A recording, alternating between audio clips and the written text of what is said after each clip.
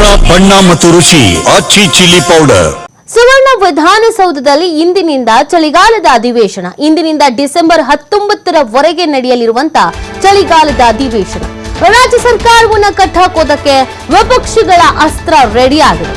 10 ದಿನಗಳ ಕಾಲ ಕಲಾಪದಲ್ಲಿ ಹಲವು ವಿಷಯಗಳ ಮೇಲೆ ಚರ್ಚೆ ಆಗಲಿದೆ. ಈ ಬಾರಿಯ ಕಲಾಪದಲ್ಲಿ ಸಾಕಷ್ಟು ಸದ್ದು ಗದ್ದಲ ಏರ್ಪಡುವ ಸಾಧ್ಯತೆ ಇದೆ.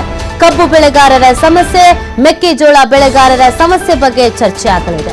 ಕಾನೂನು ಸುವ್ಯವಸ್ಥೆ ಬಗ್ಗೆ ಗಮನ ಸೆಳೆಯಲಿರುವ ಪ್ರತಿಪಕ್ಷಗಳು, ಉತ್ತರ ಕರ್ನಾಟಕದ ಜ್ವಲಂತ ಸಮಸ್ಯೆಗಳ ಬಗ್ಗೆ ಚರ್ಚೆ, ವಿಪಕ್ಷಗಳಿಗೆ ತಕ್ಕ ಉತ್ತರ ನೀಡುವುದಕ್ಕೆ ಕಾಂಗ್ರೆಸ್ ಪಡೆಯಿಂದಲೂ ಕೂಡ ಪ್ರತ್ಯಸ್ತ್ರವನ್ನ ತಯಾರು ಮಾಡಿಕೊಳ್ಳಲಾಗಿದೆ. ಹಲವು ವಿಚಾರಗಳ ಬಗ್ಗೆ, ಜ್ವಲಂತ ಸಮಸ್ಯೆಗಳ ಬಗ್ಗೆ ಚರ್ಚೆ ಆಗಬೇಕು ಅನ್ನುವಂಥದ್ದು ಮುಂಚಿತವಾಗಿ ನಿರ್ಧಾರ ಮಾಡಿಕೊಂಡಿದ್ದಾರೆ. ಹೌದು, ರಾಜ್ಯದ ಜನತೆ ಕೂಡ ಇದನ್ನೇ ಬಯಸೋದು.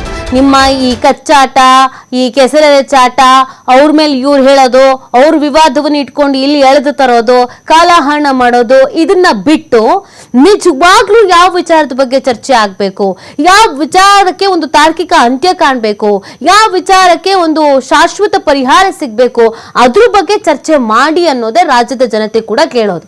ನೀವು ಅದನ್ನು ಬಿಟ್ಟು ಇವರಲ್ಲಿ ಚಿಕನ್ ಸಾರು ತಿನ್ನಕ್ ಹೋದ್ರು, ಇವ್ರು ಕೇಸರಿ ಬಾತ್ ತಿನ್ನಕ್ ಹೋದ್ರು, ನಿಮ್ ಪಕ್ಷದವ್ರು ನಾವು ಕರ್ಕೊಂಡು ಬರ್ತೀವಿ, ನಮ್ಮ ಪಕ್ಷದವ್ರನ್ನ ಇವ್ರು ಕರ್ಕೊಂಡು ಹೋಗ್ತಾರೆ, ಇದನ್ನ ಬಿಟ್ಟು, ಕಾಲಹರಣ ಬಿಟ್ಟು, ಕೆಸರಾಳ ಚಾಟವನ್ನ ಬಿಟ್ಟು, ನಿಮ್ಮ ಈ ಹಗ್ಗ ಜಗ್ಗಾಟ, ಕೆಸರಾಳ ಚಾಟ ಇದೆಲ್ಲ ಯಾವಾಗ್ಲೂ ಇದ್ದಿದ್ದೆ.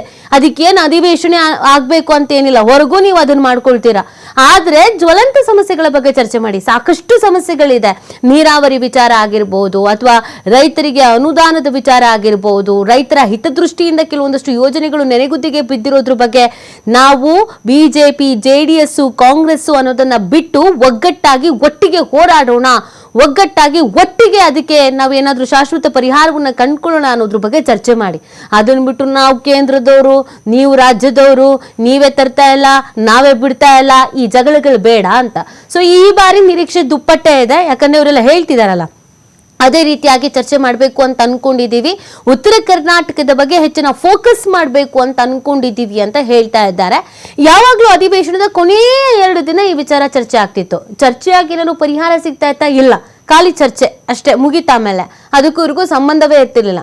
ಮತ್ತು ಮುಂದಿನ ವರ್ಷ ಚಳಿಗಾಲದ ಅಧಿವೇಶನದವರೆಗೂ ಕಾಯ್ಕೊಂಡು ಕೂತ್ಕೋಬೇಕಾಗಿತ್ತು. ಬಟ್ ಈ ಬಾರಿ ಮೊದಲ ದಿನದಿಂದಲೇ ಚರ್ಚೆ ಮಾಡ್ತೀವಿ ಅಂತ ಹೇಳ್ತಾ ಇದ್ದಾರೆ. ಚರ್ಚೆ ಆಗಬೇಕು, ಕೇವಲ ಚರ್ಚೆ ಮಾತ್ರ ಆಗಬಾರ್ದು, ಅಥವಾ ಚರ್ಚೆಯಾಗಿ ಮಾತ್ರ ಉಳಿಬಾರ್ದು, ಅದಕ್ಕೊಂದು ಶಾಶ್ವತ ರೀತಿಯಾದಂಥ ಪರಿಹಾರವೂ ಬೇಕು ಅನ್ನುವಂಥದ್ದು ಎಲ್ಲರ ಆಸೆ, ಆಕಾಂಕ್ಷೆಯು, ನಿರೀಕ್ಷೆಯೂ ಹೌದು.